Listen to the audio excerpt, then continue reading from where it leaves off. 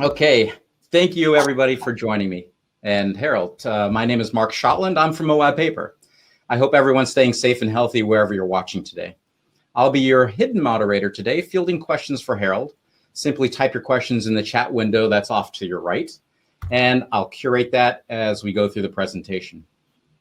And I'll do my best to kind of curate that and not to interrupt too much, but feel free to ask questions and Harold will field those. You interrupt just the right amount, Mark. I trust you completely. If for some reason your screens freeze up during the presentations, because it's known to do that, just click the connect button at the top of your screen. That should kind of unfreeze things. So I am very excited to introduce the renowned professional photographer and digital artist, Harold Davis. He is acknowledged as one of today's leading photographers whose work is widely collected.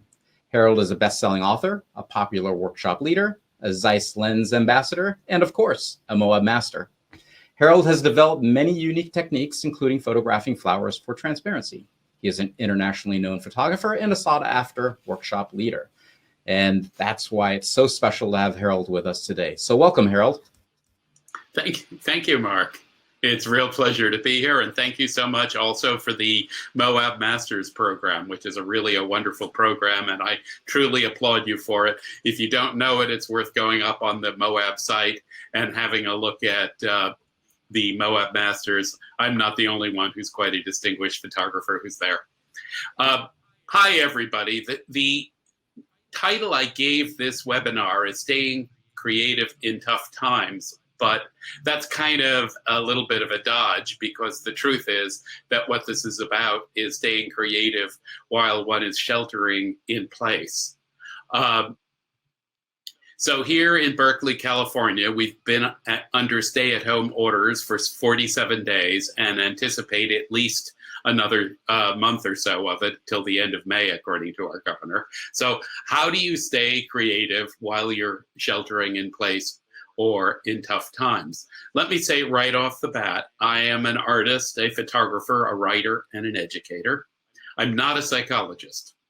So this is really not going to be a psychological presentation. It's going to be more kind of a twisted story of what I do and how I do it. Along the way, I hope to give you some ideas for creative projects you might undertake and things you might want to do. With that in mind, let me start sharing my screen, because I think it's more interesting to look at my images than at me. So, staying creative in tough times. Here's the book that I have coming out toward the end of the summer. I think that it may be a little delayed because of supply chain problems with printing in Asia, but it'll be out pretty soon. It can be pre-ordered on Amazon. And here's my current book. So I want to start and get out of the way a certain amount of practical thought. And my practical thought here is that if you are staying in place at home, what a great time to undertake those projects that you've never had time for. One thing I've heard a great deal from my students is, we're going to use this time to learn printmaking. We have this nice printer in a box. We've never learned how to do it. I think that that's a great idea, because printmaking is a wonderful part of photography, but it's a separate skill. It's really just a separate skill set. The print you see here is one of my images of a Magnolia stellata printed on a nice piece of Moab Moenkopi Undu, spelled U-N-R-Y-U.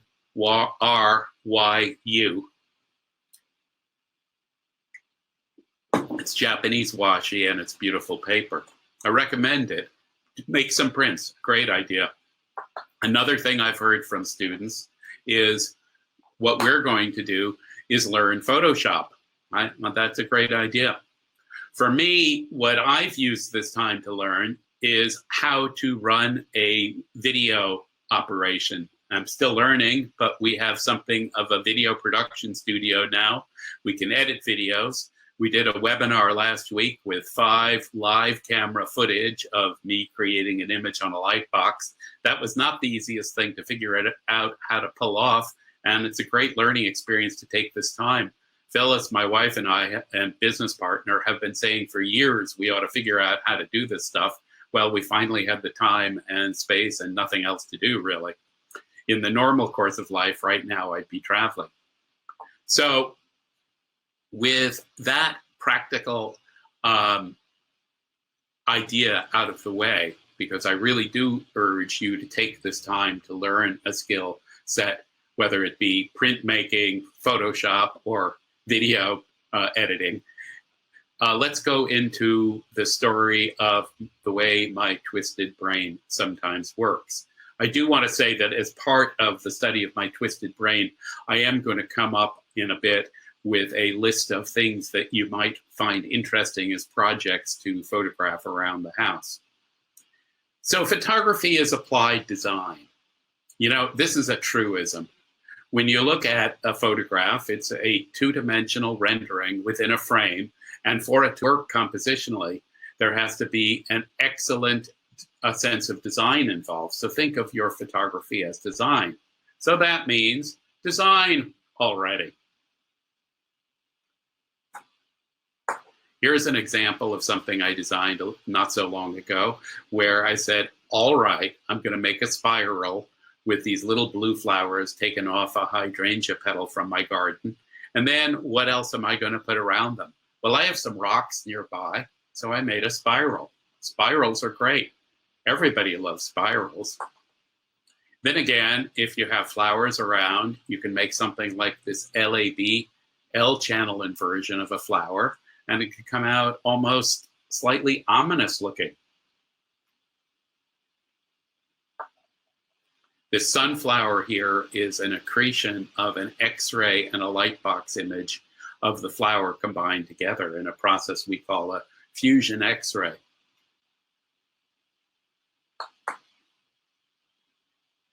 Finding oneself through one's photographs. I use a camera to explore my relationship with the world. How will I find myself? Who am I? What am I? Well, that's the what am I is when I'm getting pretty twisted. But think about making photos that help you find yourself, particularly in tough times. Now, you can find yourself through your photos, but you can also find oneself in one's photos.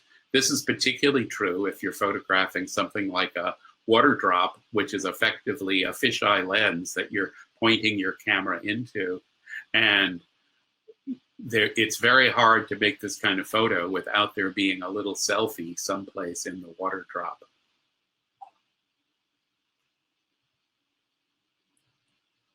Here's a nice papaver pod. This is the kind of poppy that you make opium from, which happens to be perfectly legal to grow for decorative purposes only in the United States.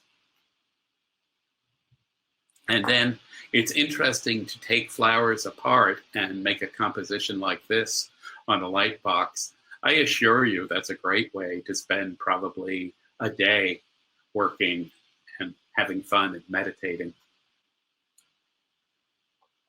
Of course, you can also do things like take the cooking bowl set from the pantry, put on a slice of a nautilus shell, and do something with whatever you have nearby from your kitchen and cookware set. Seeking and finding meaning. Mark, by the way, feel more than free to interrupt me if there are questions. Yeah, people, if anybody has any questions, you may enter them into the Q&A chat window. It is enabled. It wasn't enabled at the very beginning of the conversation. So just click on chat and then you can type your question down below. And also you'll notice some offers. Harold is offering 40% off of his black and white book. You can find the offer under the offers link as well. So continue. Thank you, Mark. I would say please regard the images that I'm showing as very much part of the story. They're an important part of it in combination with my words, so take it that way, please. How do you find meaning? Well, this is a book cover of a book I did of views of the Golden Gate Bridge a while back. And the thing is here that's a wonderful sunset behind the Golden Gate, but at the same time, maybe the meaning here is like something out of the Lord of the Rings and an ominous tower because it's a burning sunset there. So context is everything. And yes, I find myself photographing shadows of wine glasses a great deal of the time. I call this one, since we're on a Lord of the Rings theme, I call this one the Eye of Sauron in his cups. And here's another wine glass on a patterned tablecloth with a shadow there. Wine glasses are something you likely have in your home and are fun to photograph, particularly with sunlight coming through them in various ways. So if you're going to regard a photograph as two-dimensional design, then think about design patterns like these endlessly repeating doors here, or two X-rays of nautilus shells working together. A really simple design pattern is photograph a shadow. Photograph your own shadow, as in this sort of shadow selfie. Now, here's the thing about shadows. We would be very sad in myth and legend not to have our shadow. Our shadow is an important part of us. But at the same time, a shadow of oneself can be the dark side too. So think of shadows both ways. And what happens to a shadow if you photograph the shadow extremely out of focus, like this shadow of people on stairs? And the patterns in everyday objects, like these bathtubs here. This is a refraction, really, through a car window in Costco parking lot. Going to Costco these days is a heck of an experience, I must say. And here we have a shadow of an egg yolk slicer, which is a common implement in the kitchen, or not common. Here's an egg slicer, another shadow. Shadows are what make images like this interesting. Without them, there's nothing.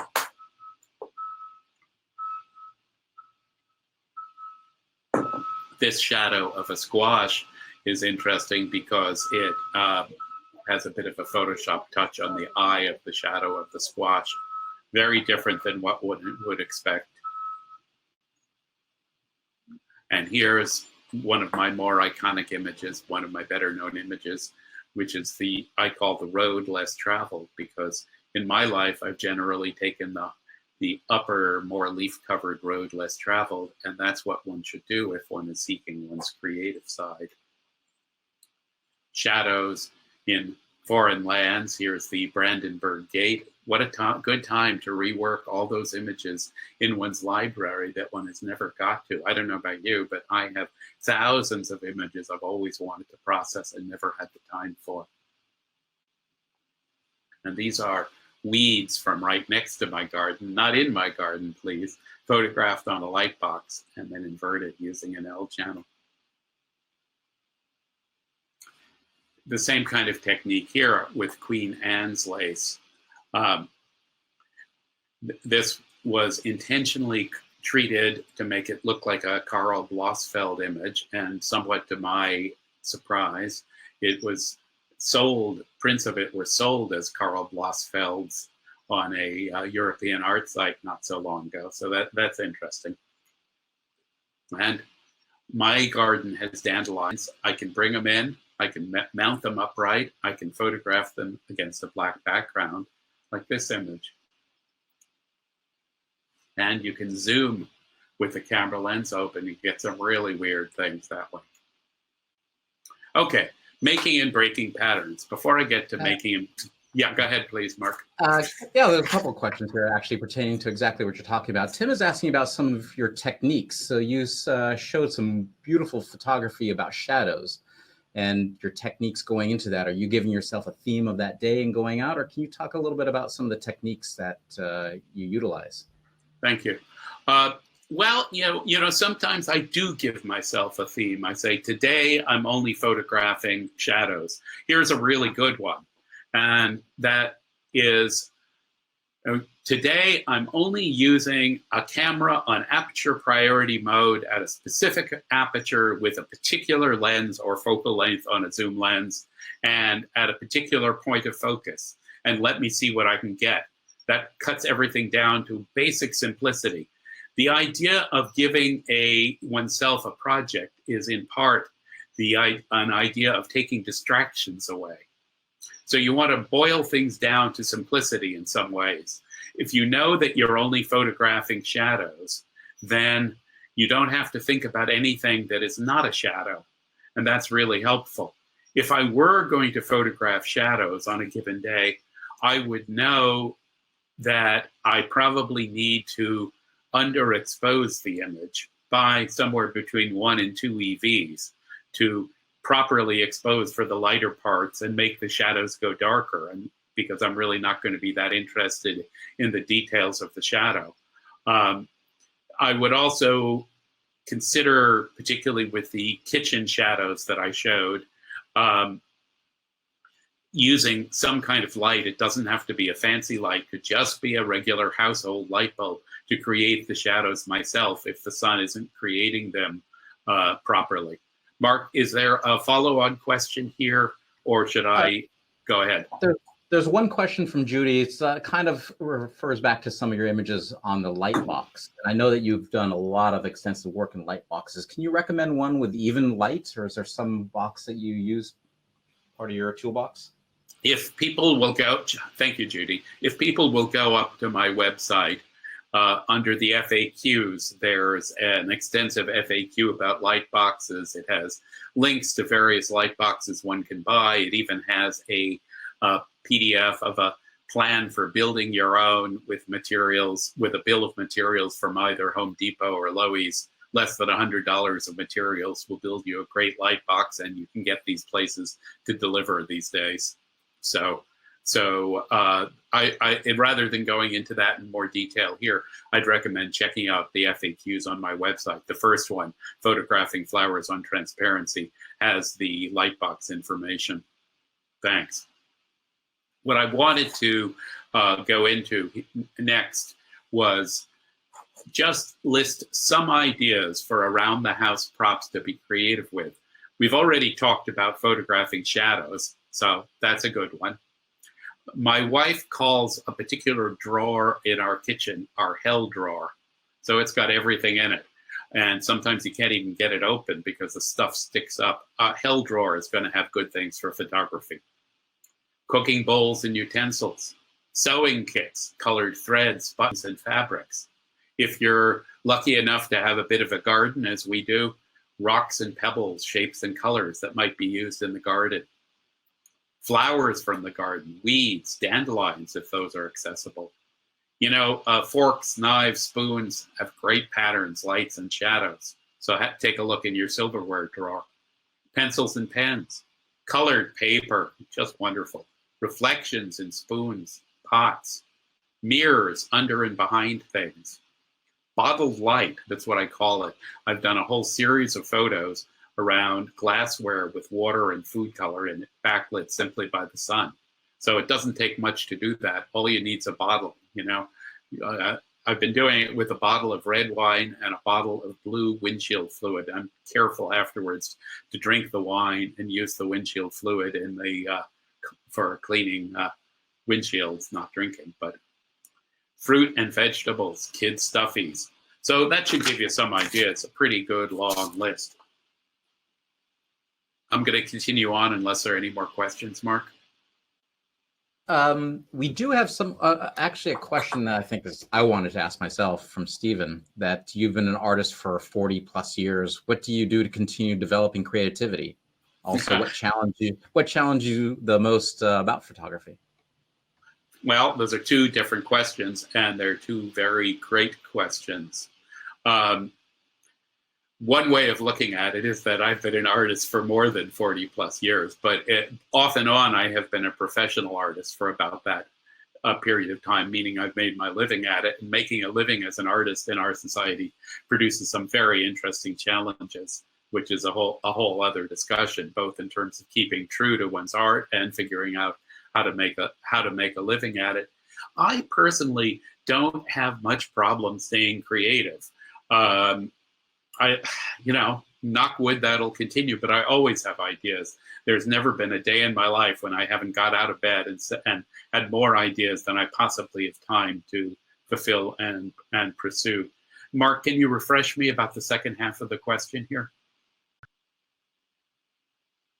Well, while Mark is thinking about that, the thing is that this presentation is hoping to answer the question somewhat of how I can pass on some of this sense of we are always creative, we have creativity around us to you, to the audience. And there's no direct way to do it. It's not like there's some secret steps I can tell. So my thought is that as you look through these images, of course, I've said some practical and pragmatic things as well, but as you look through these images and you understand some of the stories that I'm telling about them and behind them, that will help trigger something in you and help you find more creativity. Thanks for the great question. I've kind of lost the thread. There was a second question there. I'm not quite sure what it was. Mark, do you happen to have it still? Yeah, Stephen asked about, the first part was about how do you develop creativity over all your years, and the second part was what challenges you the most. What challenges you the most about photography? Well, one of the things that keeps me creative with photography is that there are always challenges. I mean, if you think about it, photography is one part a sort of scientific engineering technical area where there's quite a bit of craft involved in that side of things, and one part total creative, left brain, right brain. I mean, there's the entire set of the human mind, and there always are challenges involved in it.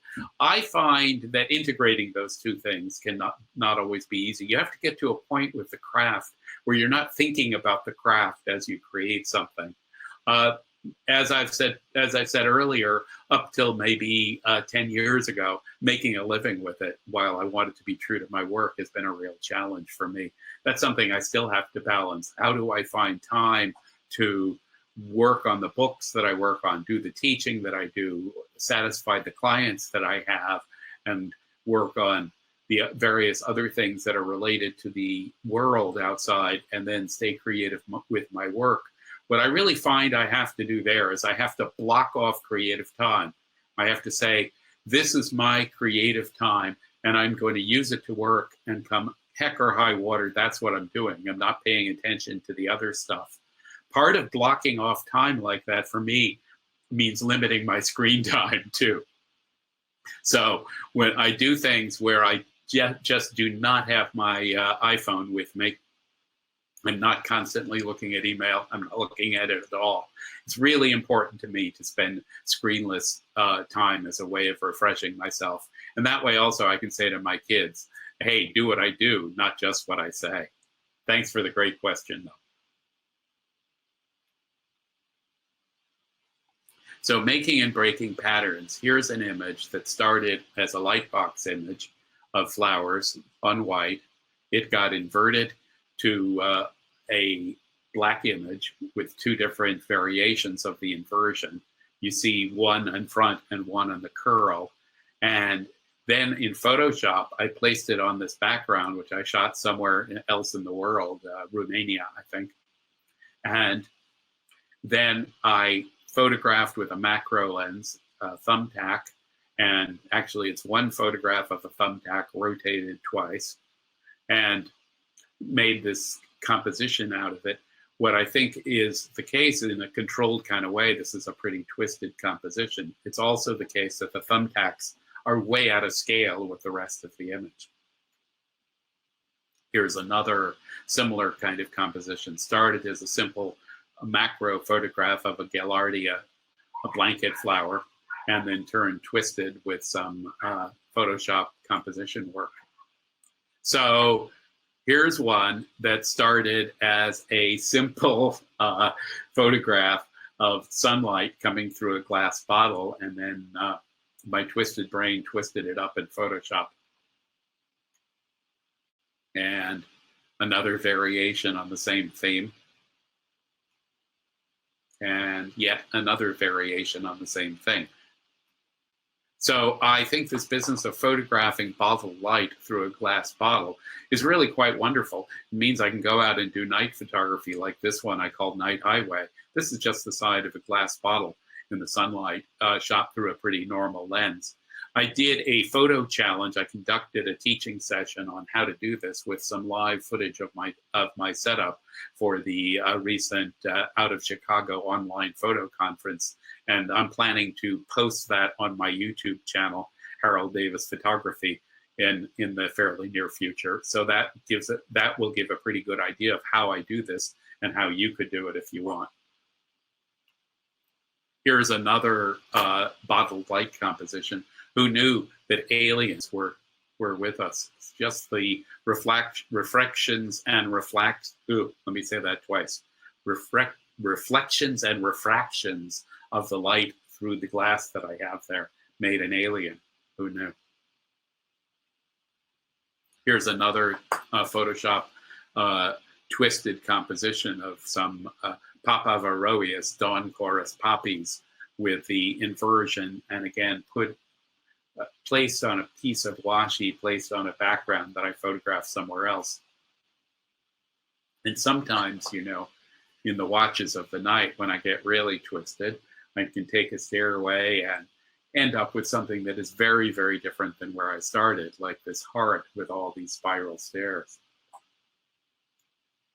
And here's down a complete rabbit hole again.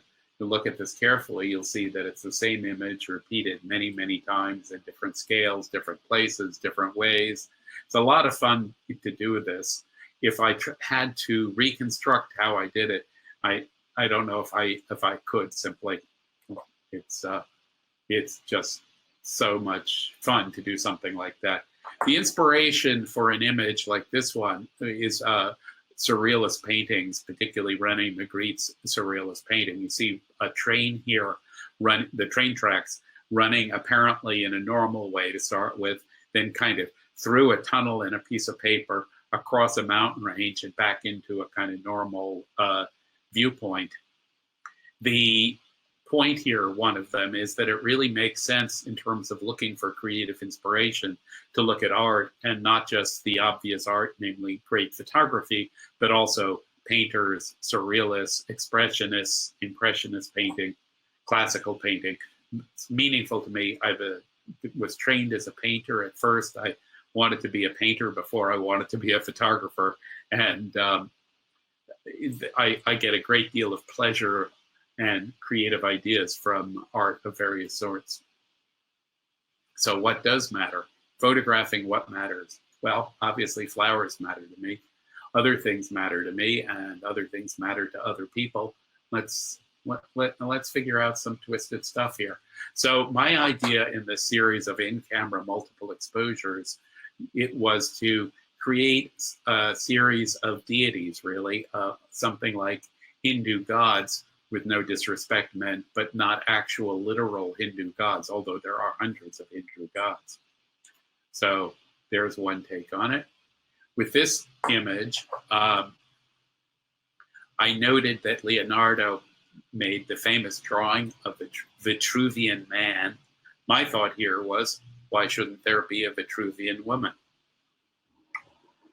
So the model and I worked to create that.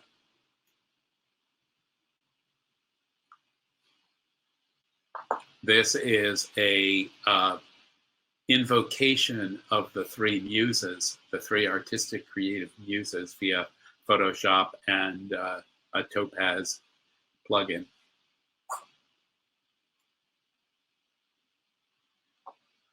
With this image, this is a image of the model on a lyre, L-Y-R-E, a thing that's hanging from the ceiling of the studio.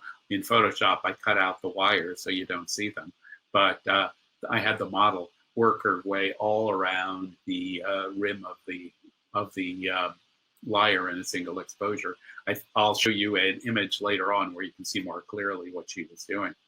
Here's a Photoshop composition of this lovely model. And here's a close-up of an in-camera multiple exposure, where part of the idea here is instead of keeping the camera steady, I changed the position and focal length between the exposures. Perhaps this leads to some kind of psychosis with the model, with the hand going all over the place, and prayers and invocations. Okay, well, here the hands are going wild. And this is a human form as a kind of insect.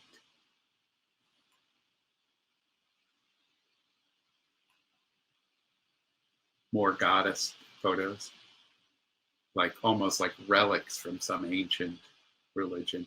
With this image, I asked the model to do the hear no evil kind of thing, and we did that for a while. Hear no evil, see no evil, speak no evil. Then we said, well, can we get a sort of 9 exposure with different heights in each row, a very orderly kind of image? Hard to do in terms of choreography. And here she is with her hat, this model. This is one model, chorus of one, moving toward the light. Well, it's a cliche that photography is about photographing light. It's a fact of physics that you can't actually photograph objects. All you can photograph is the light emitted and reflected by, or reflected by an object. Or I should say, or and with a slash, or and reflected. Here's some nice light in Monet's Garden of Giverny. Monet, when he designed his house, when he bought his farmhouse in the country, the property was bisected by a train tracks. And this was an old steam-fired train. And the train was nice because it meant commuting into Paris wasn't such a big deal, but it did bisect the gardens, and the lower part of the gardens were where he made his famous lily ponds. The upper part of the gardens were much more conventional things with flower beds, and this is the upper part of the gardens.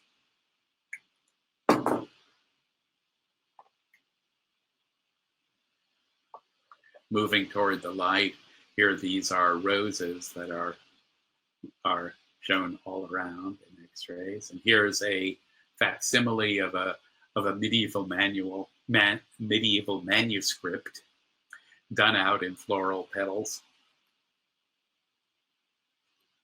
This is a campanula as seen via X-ray. And here are these two. I do not believe that these two poppies are practicing social distancing, or maybe they are sheltering in place. That's a joke. And these are definitely, these poppies and mallows are definitely not socially distanced. I call this image Paul Klee in Wabi Sabi's garden because the composition is basically patterned after a clay painting, one of my favorite artists. So it's another example for me of listening to and echoing the work of famous artists, which again, I very much agree that is an important thing to do. Paul Klee should be an artist one looks up. Wabi Sabi is a Japanese concept that there's beauty in decay and beauty in things toward the end of their life cycle. So not all the flowers here are young and new. In fact, most of them are not, but they still have a very real beauty. So Wabi Sabi might be another thing you might look to photograph as a project. I made this bouquet of flowers for my beautiful wife, Phyllis, so I call this bouquet for Phyllis. And it's something, she and it are something that matters to me. This is a Garden of Spring's Delight. It's a spring composition of flowers from my garden. Here's a Photoshop composition with a bunch of different elements put together to make something new from the composition. And a few iPhone flower photos. I love working with my iPhone. It's not something I intend to use as a high resolution source of mural size images, but for appropriate things, it makes beautiful prints. And I've been lucky enough to find a market for many of my iPhone prints. And they're all kinds. It's not only a camera in your pocket, but it's also a whole digital darkroom in your pocket. Here's a low depth of field image of a red tulip photographed again at Monet's garden in Giverny. And here's a very different kind of flower image. This is my Georgia O'Keeffe rose. It's a Georgia O'Keeffe rose in the sense that if you look up Georgia O'Keeffe red rose in Google Images, this is the image that will come up, and it's actually often mistaken for a Georgia O'Keeffe painting, since it's actually a Harold Davis photograph. My moral and takeaway from this is don't believe without verifying things you see on the internet. A good moral for the age, I believe. Here's a variant of the Georgia O'Keeffe rose that got used as the cover of my Photographing Flowers book. This is an image that was inverted using LAB color. I'm doing, by the way, a series of LAB color webinars coming up soon. If you check my website, you can find more information on those if you want to learn more about LAB. So there's a clematis from my garden in the center. There are these gazania, orange gazania flowers around it, and then there are jade blossoms and little jade buds going round. I think of it as the jade buds are in orbit around the clematis, and I gave it a fancy title with that, a low geostationary orbit around the clematis. But somebody sort of punctured my bubble and said to me, Harold, what this really looks like is a piece of Bulgarian folk art. So there you go. It's all in the eye of the beholder. A few years back, I was photographing in New York Central Park at night, and I looked at this image, and the image would not be the way it is without the lights there. And I said, this really looks like a curtain of trees across Central Park South. So what about curtains? So they are a wonderful thing to photograph. I often photograph curtains like this sunset shown here, and here's a blue curtain image. And sometimes the very simplest elements of all can make for an interesting photograph. This is just the sky outside my front door, looking up at it with a power line and an electric line in it. But if you don't look at it too carefully, you could think it's a reflection or something else. Very simple composition. Simplicity, photograph simplicity. The kids have fun with this echoing skull from Halloween, so why not? It's kind of a creepy iPhone shot for your pleasure. And sometimes, you know, what weird objects you have around might make for photos too. Here's a composition, an abstracted composition of a still life of just a little bottle and some fruit. Oh, I don't know where that camels came from. Here's a iPhone shot I did a while back in Venice of a carnival mask. I don't know why people put things like this in public places, but they do. Here's another one. Hotel lobbies, mostly in France. Okay, so back in the home territory, here you have a really close-up of some Romanesque broccoli. So fruits and vegetables are a great subject to look at for photography. Who knew there's a whole country with mountains and pinnacles and things like that right in your broccoli? So eat your broccoli, kids, after you photograph it. And if you have a vase of flowers, you can put it on a white table and photograph it against the light. Nothing fancy here. What I have found also is that local florists are very happy to deliver flowers to me right now. So that's something you can get delivered if you want. I would go with a local florist, not some kind of 1-800 floral service. And when I order flowers that way, I always ask that the florist not arrange them, that I want the florist to send the flowers as they came from their wholesaler with the stalks intact and that kind of thing. Against the light again. And why not? From my garden, make of it what you will. You'd be surprised what the internet makes of this image of mine. Not much I can do to control it. Here's a wabi-sabi tulip. See the inside of the tulip. And here I did this image about a week ago. Wabi-sabi tulip showing the inside against a dark background. It's fun to experiment with noise and images on black. LAB channel inversions, you end up with something like Andy Warhol.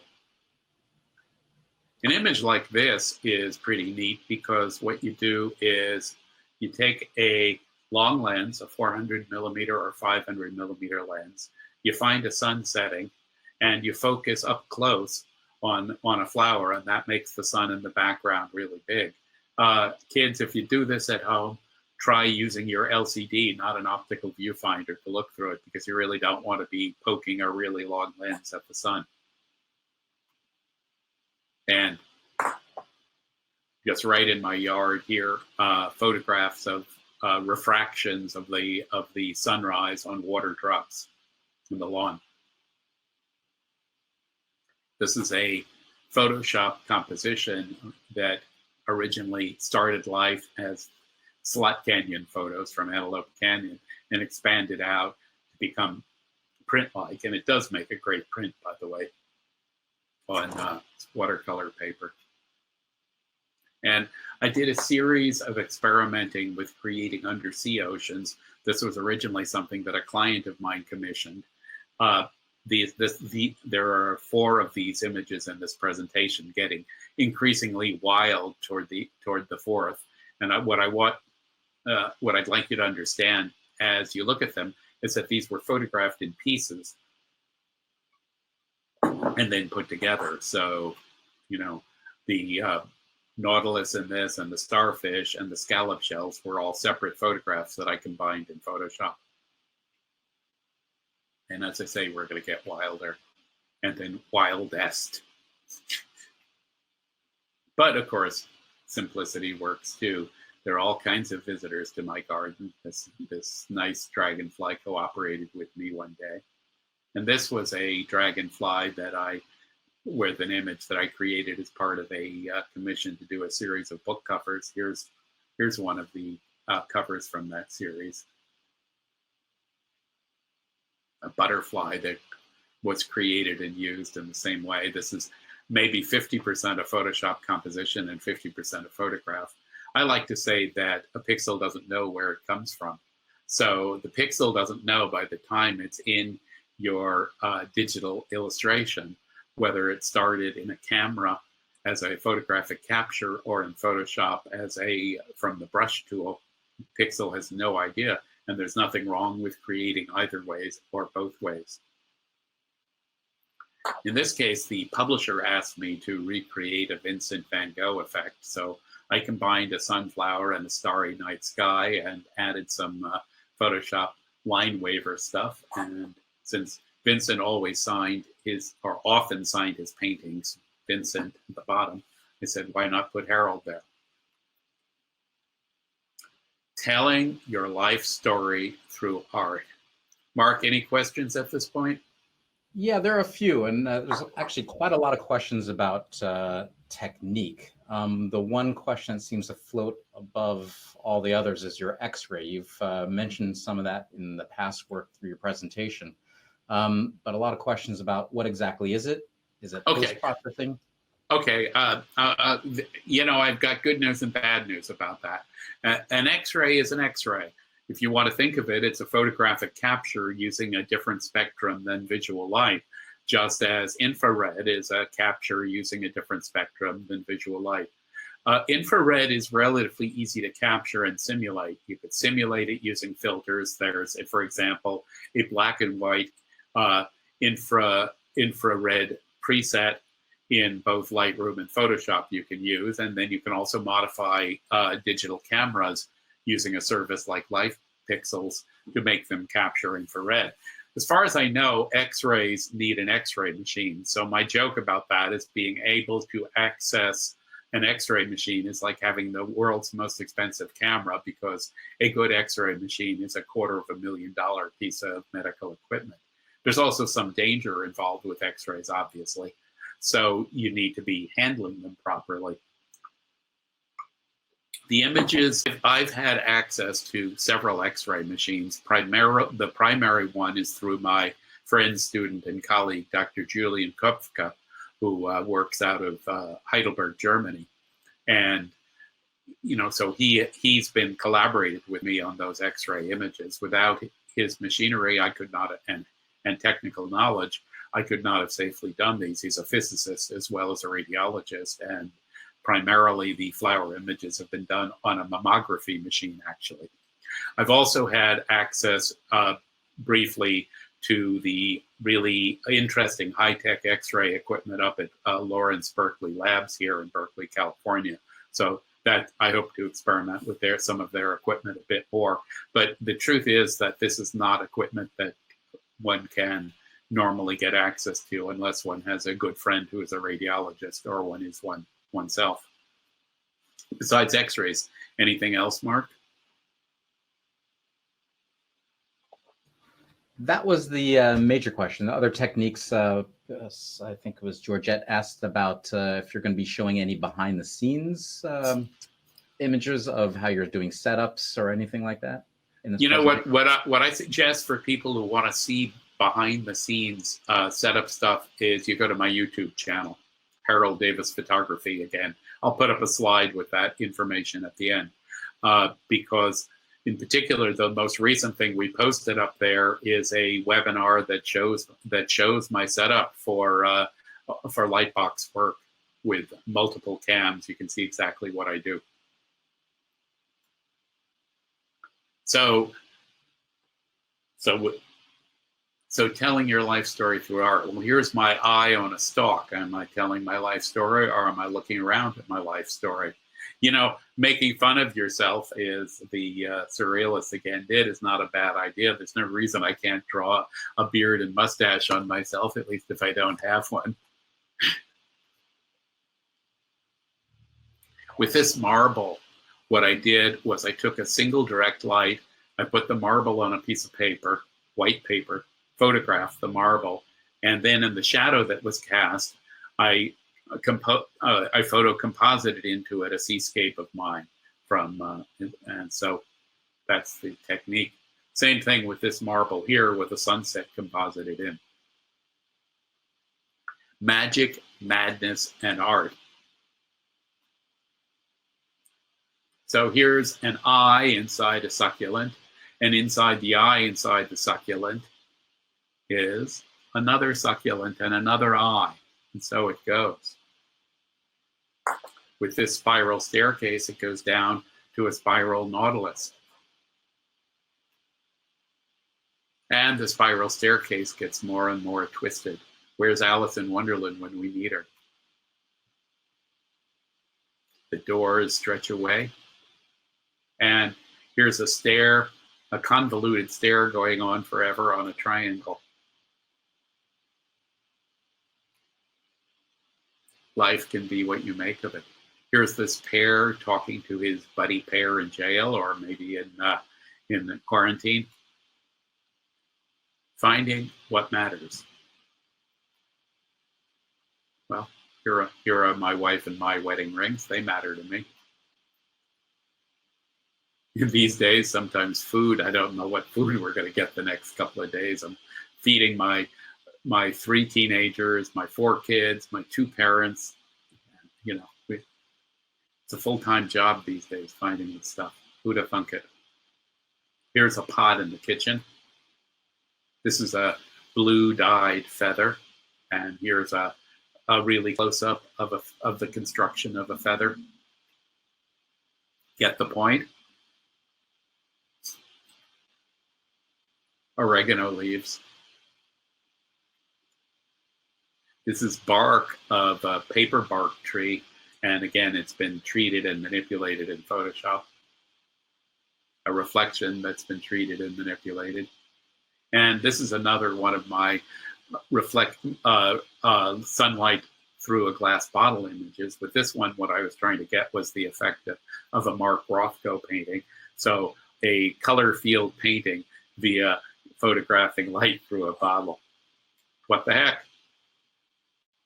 And the same thing here, except what I did was I made a panoramic 4-panel piece of art from light coming through a bottle. Without destruction, you don't have creativity, hence creative destruction. Here's a flower in my model's eye, and you never know what's going to happen. Things are going to get heavier. Oh, I don't know why I put a church ceiling in there. Without darkness, there is no light.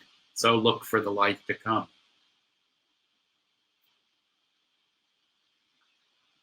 Here we have a crystal ball with a tree of life held up by a human dance macabre. A somewhat sinister multiple exposure image of models and masks. A skull with sunlight coming through. So, you know, some dreams aren't so good. Managing myth and metaphor. This is skim ice on the Merced River. I photographed this back in early February. I had no idea what was coming down the pike, but as I worked on this image and then looked at it as a small print, what I could see was that in some ways you could look at this as stars in the sky, and it's in some ways a very abstract image, though it's also literal. It's ice. There's trains on a dusty siding. What are they doing there? They've been sidelined. Are they ever going to run again? And a lonely road in Nevada as dust comes along. Folds in the earth. Point the camera at the ocean, open up the shutter for 5 minutes or so, and you get these luscious abstractions. Lighthouse light on you can see if you look closely on the left on the head of land coming out. And Tears of the Angels in White River Falls in Eastern Oregon. So that's my presentation, Mark, and I am now open for questions. Here's where to reach me. Here's my website. There's some webinars. Note the YouTube link, which has some resources in it that will answer some of the questions. If you'd like to send me email, I'm very happy to get them. I try to respond to all my emails, so please do write me. Mark, can I see if there are questions at this point? Yeah, we got a few questions. We have about 5 minutes. So Don asks a question about your curl technique on the, I guess you Photoshop it. Is there more information that you have on your website and how you achieve that? Or do you have classes on achieving those that technique? Thanks for the great question. I'm going to have to say, no, there's no information about how to do that on my website. And I'm going to have to leave that one as a, what do they say in graduate school, as a challenge for the student. So, I'm not answering that one. And Stephen has a great question as well. What project is in on your photo bucket list that you haven't done yet? Oh gosh, there's so many. You know, there are many places I want to go, which right now is out of the question. I mean, I'm a great walker of pilgrimage trails, and I love that. I'd like to do a book of sacred places of the earth. That would thrill me to be able to get to do that. Many places feel sacred, are wonderful. Doing this webinar, which this, by the way, is the first time I've ever presented this webinar, is a thrill for me in a way, because I'm able to present some sides of myself and my work that are not normally seen.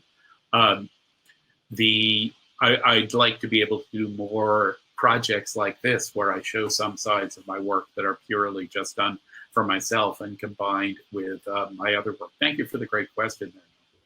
And Barbara asked a question that's after my own heart. What type of Moab papers do you prefer? Well, Moab makes so many wonderful papers. It's really very hard to say what one's favorites are. But I'd say my go-to paper these days is Moab Juniper Berryetta. It's just a wonderful paper, very photographic in feeling, all purpose. You gotta love it. The Mow and Copy washies are both of them are really just wonderful for what they do. I also like Slick Rock, both pearl and silver, for specific kinds of images. The Slick Rock Pearl is really a go-to paper of mine for imagery that likes being presented in a high dynamic range context. Thanks again for the great question. You probably won't go wrong with any Moab paper. Great. And I guess this is a question that we were talking about earlier that you've touched on a little bit. We've seen so many different types of inspiring photos, and we're all kind of all locked away at home, and you showed some great pictures of course, your flower work, but also bowls and forks. Where do all your ideas come from? Are you walking around and say, hey, that looks like a great bowl? That's about it, to tell the truth. But, you know, I read off a list of things, and, you know, I could be happy photographing any of them. I mean, I you know, after this is over, I'm going to pull out my camera and blow off steam by spending an hour or so photographing. Why not take some forks out and see what the tines will do with shadows? You know, a camera is a way to interact with the universe. And we have to keep that sense of childlike wonder that we have. What can we do with this thing? What can we see? There's always, you know, kids don't have a problem finding new things to look at and try to understand. In fact, if you're not careful, they'll swallow them in their effort of understanding, or break them, or throw them. But, you know, with a little bit more care of the things, as photographers, we can be absolutely the same way. There are really two things that derail people when they get stuck, and one is fear of failure, and the other is fear of success. And the perfect is the enemy of the good. So if you go out there saying, I'm going to make a great Edward Weston or Harold Davis image, or Robert Mapplethorpe, or whoever your photographic hero happens to be, well, maybe you're not today, but it doesn't matter. That's not what you should try for. You don't be thinking about the result as you do it. Just go out there and try. Be your naked self, not involve your ego in the thing, and just have fun with it. Because this is so much fun. That's what it really is. Great time that we have. Thank you very much, Harold, for the fantastic presentation. And also thanks for everybody who tuned in today. And also thanks for the questions. There will be a replay of this automatically. A link will be sent to everybody, and we'll also put it up on our Moab TV YouTube channel, in which we will refer to certain chapters that you can jump to. We'll have that up in about a week, but the replay of this will be available in about 24 hours. Thank you, everybody. Harold, any final comments? Mark, thank you very much. Everybody, stay healthy, stay happy, and be creative. Let your creativity feed the other parts of you, and let the other parts of you feed your creativity. It's very important, very helpful. Please stay creative. And stay safe. Thank you, everybody. And stay safe.